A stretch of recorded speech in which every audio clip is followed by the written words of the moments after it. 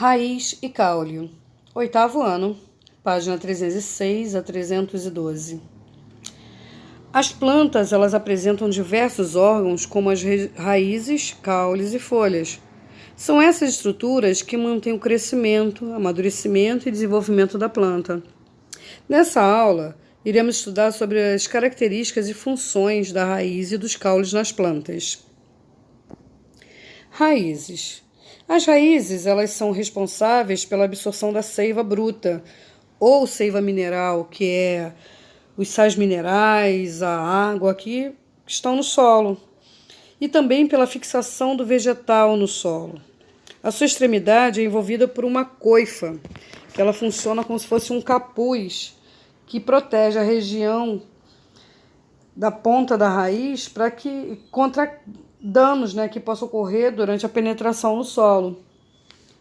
Na ponta da raiz situa-se a zona de multiplicação celular, que é formada por células meristemáticas com alta capacidade mitótica, promovendo o crescimento da região. Após essa zona, existe a zona de alongamento celular, que é responsável pelo crescimento e comprimento da raiz.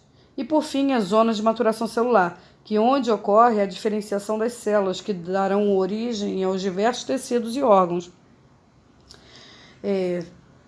Na zona de maturação é possível encontrar os pelos absorventes, que são projeções das células epidérmicas.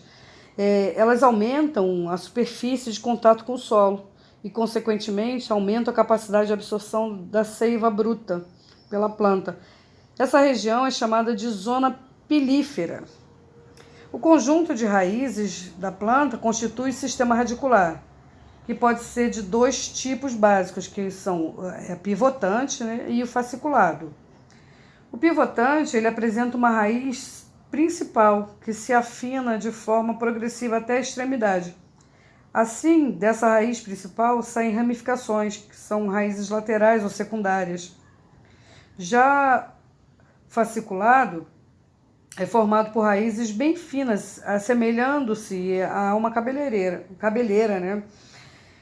Elas se originam do caule após a degeneração da raiz principal, que ocorre após a germinação da semente.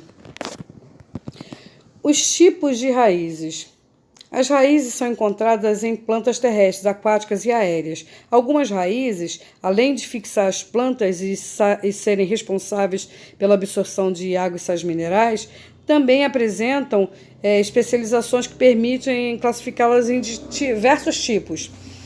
Temos as raízes coras ou suporte, que são raízes que crescem no caule e se ramificam ao entrar em contato com o solo, aumentando a superfície de sustentação da planta. São comuns em plantas que vivem em locais de difícil fixação, com solo estável, como nos manguezais. As raízes respiratórias ou pneumatóforas são raízes que se desenvolvem em locais alagadiços e pobres em oxigênio. Essas raízes crescem para fora da água e buscam oxigênio diretamente da atmosfera. Existem também as raízes aéreas, que crescem expostas ao ar e possuem uma epiderme capaz de absorver a umidade do ar. Existem também raízes estranguladoras, como as figueiras. Suas sementes germinam sobre outra árvore e desenvolvem raízes capazes de envolver e crescer em torno do tronco de hospedeiras, matando-a por estrangulamento. As raízes tuberosas, elas armazenam substâncias nutritivas, atuando como órgãos de reservas, exemplo como a cenoura, a beterraba. Os caules. As principais funções do caule são suporte e condução de substâncias. O caule ele sustenta as folhas e as flores e os frutos e faz ligação entre partes dos vegetais, conduzindo substâncias como água, sais minerais e substâncias orgânicas. Como já vimos na aula passada, a seiva bruta é transportada pelos vasos lenhosos, o xilema, e a seiva orgânica é conduzida pelos vasos liberianos, que são o floema.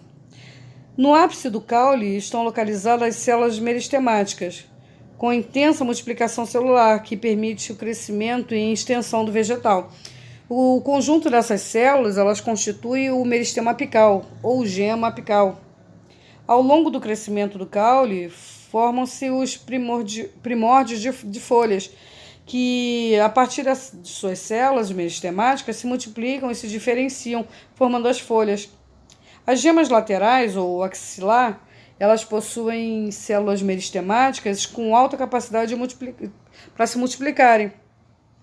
Porém, se mantém em estado de dormência até o momento de formar os ramos laterais.